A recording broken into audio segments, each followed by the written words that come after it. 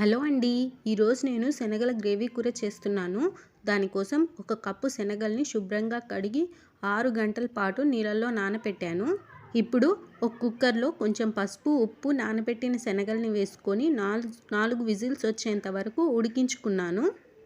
శనగలు మెత్తగా వేలితో ఒత్తితే మెదిగేలాగా ఉండాలి. ఈ కూర చపాతీల్లోకి కానీ పూరీలోకి కానీ చాలా బాగుంటుందండి. ఇప్పుడు స్టవ్ మీద ఒక గిన్నె పెట్టి ఆ గిన్నె వేడెక్కిన తర్వాత అందులో ఒక 4 స్పూన్ల ఆయిల్ వేసుకోండి.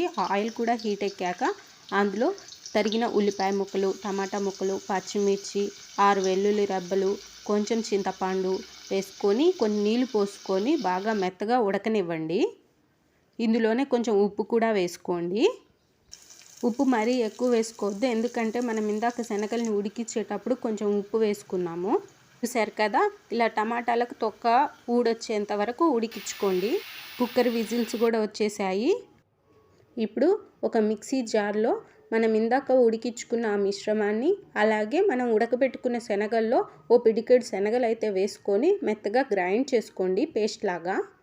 గిన్నెలో నూనె పోసుకొని ఆ నూనె వేడెక్కిన తర్వాత కరివేపాకు, ఎండుమిర్చి, శనగలు, ఇందాక పెట్టుకున్న మసాలా పేస్టు, కొంచెం గరం మసాలా పొడి, కారం వేసుకొని తిప్పుకోండి. 2 నిమిషాలు అయ్యాక స్టవ్ ఆఫ్ చేసేసుకోండి.